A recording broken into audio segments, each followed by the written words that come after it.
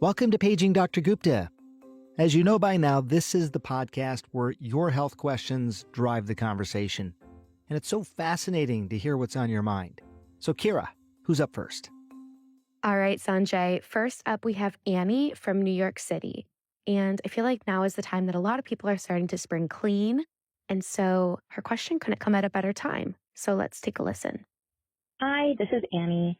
I'm 22, and I'm calling because I'm wondering if you have any thoughts on how our space impacts our happiness.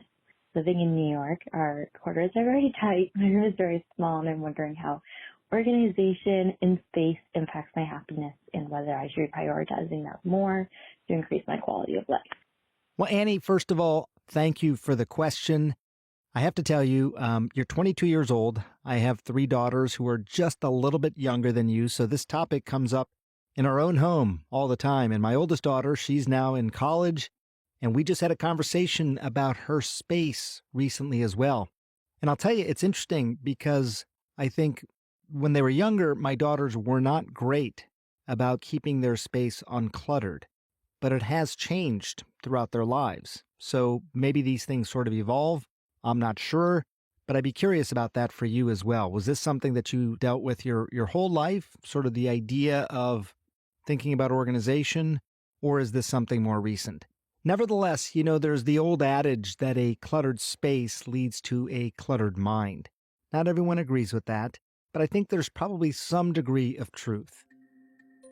Research has shown that living in a cluttered environment can trigger anxiety, it can trigger stress, and it can trigger something that I've come to describe as cognitive burden. It's almost like you have a certain amount of cognitive resilience every day. If you're living in a cluttered space, it may soak up some of that cognitive resilience and it adds sort of an additional cognitive burden that you don't need. So the space that we live in affects our mood, it affects our stress, it affects our overall well-being.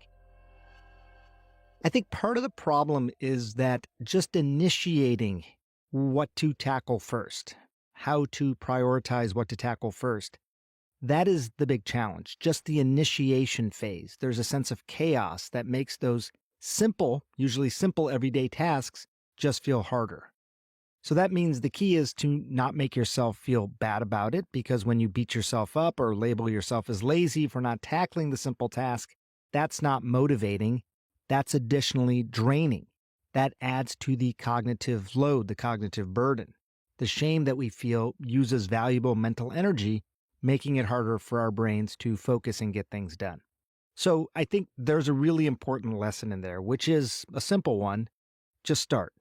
Just start organizing. Just start decluttering. By the way, perfectionists, they're not off the hook either, because the thing about trying to maintain a perfect space, that can also increase anxiety because things are not going to stay perfectly clean forever. And that's going to leave you unable to fully relax or ever enjoy your space because you're always thinking about decluttering it because nothing stays perfect forever. So the goal should not be perfection. It should be about creating a space that works for you, not against you. So daily life feels a bit easier. But again, just starting, just initiating, just doing something, that's probably the critical first step. As a general rule, Annie, cleaning and organizing isn't easy for everyone. Think about the last time you had a really stressful day. Have you ever had one of those days where, whether it was emotional or work or whatever, you hit 2 o'clock and your brain just won't work anymore? That's Casey Davis. She's a therapist, author, and you might remember her from one of our Chasing Life episodes where she discussed this link between messiness and mental health. Doing tasks like laundry or dishes or picking up toys or whatever it is, it takes a lot of what's called executive functioning. And executive functioning skills happen in your prefrontal cortex. So it's the part of your brain that does time management, that does task initiation, that looks at something and breaks it down into steps. And if those things are all firing on all cylinders for you, it feels automatic. You just decide to do the dishes and you do them. If there's some disruption to your executive functions, you look at the dishes and go, I got to do the dishes. And you can't. What happens next? You feel frozen or you feel overwhelmed. Here's what Casey, I think, is trying to say, is that when we're already stressed or distracted, then even a small task can feel impossible, right? It's not that the task is that challenging, is that you're showing up already stressed or distracted. And, conditions like ADHD, anxiety, sleep deprivation, just feeling burned out, that's going to interfere with your ability to actually stay focused and complete the task. So, Casey's advice is simple. When you feel overwhelmed, that's the time to break the task down into smaller steps. That can make a big difference. She has a method called, quote, the 5 things to simplify organizing your space. When I look at a messy room, I tell myself there's really only 5 things in every room. Even if it looks like there's 1,000, there's only 5. There's trash, dishes, laundry, things that have a place that are not in their place, and then things that don't have a place, meaning like they don't have a place to go.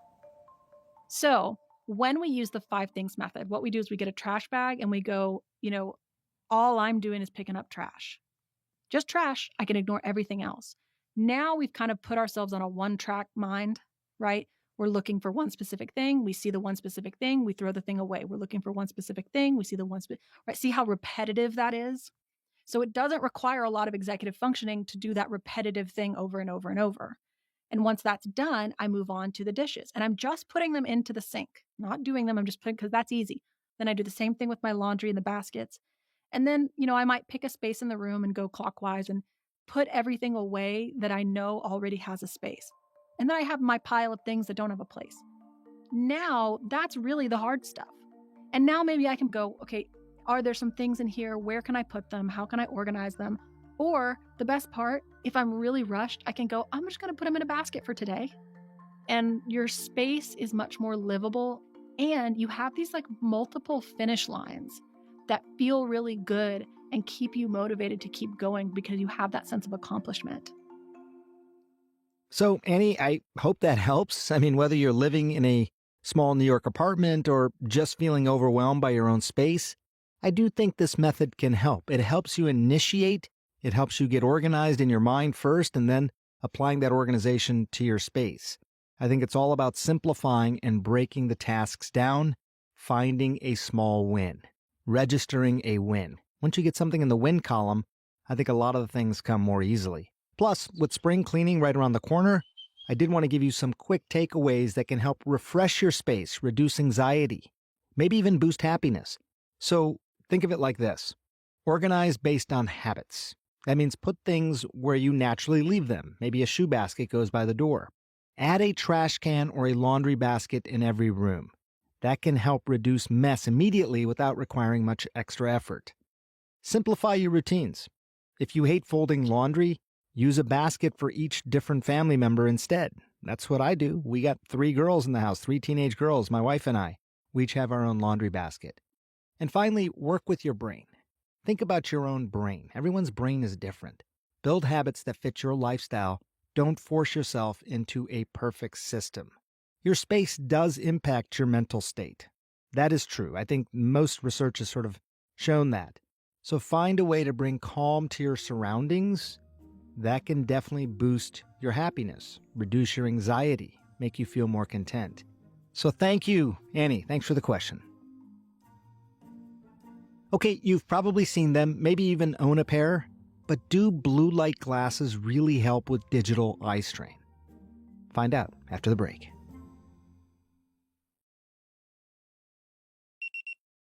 And there goes the pager.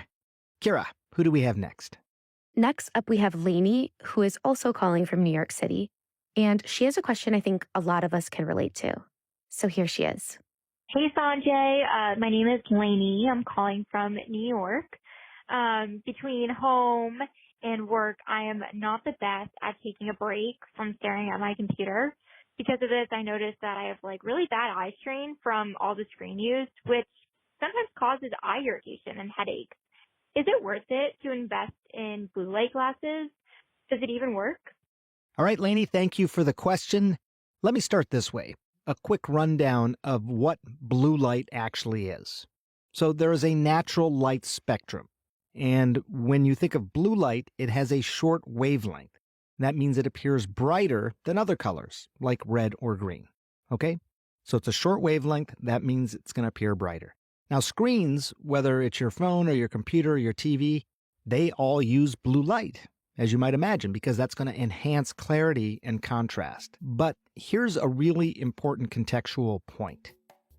They only emit about 1,000th of the blue light that we get from sunlight. Okay, so yes, they do emit blue light, but in context, it's only about 1,000th of the blue light we get from sunlight. And those blue light glasses, they only filter about 10 to 25% of the blue light from screens. So most of the blue light that we get in our lives is not from the screens, and the blue light glasses, maybe at best, are going to filter about a quarter of that. Now, as you may have seen, the glasses do come with a range of marketing claims about their potential benefits. They say they're going to reduce eye strain, they're going to improve sleep, they're going to protect your eyes from light-induced damage. But, when you look at the evidence of this, I think the evidence is pretty lacking. There was a review of 17 studies which adds to this consensus now that these blue light glasses probably don't do that much to prevent or relieve eye strain. Sorry to say, I wish they did. So why do your eyes then feel dry or itchy or tired after hours in front of a screen? The answer is that it's probably not the blue light itself. According to the Cleveland Clinic, the real culprit is likely something known as computer vision syndrome, sometimes called digital eye strain. And that's really largely caused by reduced blinking and prolonged focus. So here's some tips that might help ease your digital eye strain. Follow the 20-20-20 rule. What does that mean? Every 20 minutes, look at something 20 feet away for 20 seconds. Let me repeat that. Every 20 minutes, just look at something at least 20 feet away for 20 seconds. Second of all, blink more. I know that sounds silly, but people forget to blink. Consciously blinking will help keep your eyes from getting dry. Use lubricating eye drops if necessary. Also, adjust your screen setup. Okay, so keep your monitor at arm's length away and consider a larger screen or larger text size to reduce strain. As a guy in his mid-50s, I've recently adjusted the text size on my screens. Just reduces that eye strain. Finally, take real breaks. Real breaks. That means stand up, stretch, move around. Now, one thing to note, and I think this is important, blue light can affect your circadian rhythm by suppressing something known as melatonin. Melatonin is the hormone of darkness, right? That's the stuff that helps you go to sleep. If you're suppressing melatonin, that can make it harder to fall asleep. Best fix is to simply cut back on screen time before bed. So, Lainey, back to your question. I just gave you a lot of information. Should you buy those blue light glasses? Well, they're not harmful. And if they make you feel better, go for it. But I wanted you to know the background, the science. And the science doesn't really necessarily show a lot of big benefits. Simple behavioral changes will probably go a long way for you. That's all we have for today's episode. If you have other health questions on your mind, I want to hear them. Record a voice memo, email to asksanjay@cnn.com, or give us a call, 470-396-0832, and leave a message. Thanks for listening. I'll be back next Tuesday.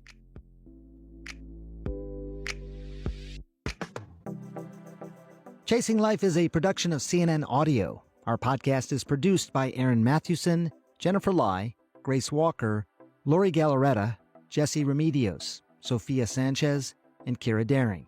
Andrea Kane is our medical writer. Our senior producer is Dan Bloom. Amanda Seeley is our showrunner. Dan DeZula is our technical director, and the executive producer of CNN Audio is Steve Lichtai. With support from Jameis Andrest, John Dianora, Haley Thomas, Alex Manasseri, Robert Mathers, Lainey Steinhardt, Nicole Pesaru, and Lisa Namaro. Special thanks to Ben Tinker and Nadia Kanang of CNN Health and Katie Hinman.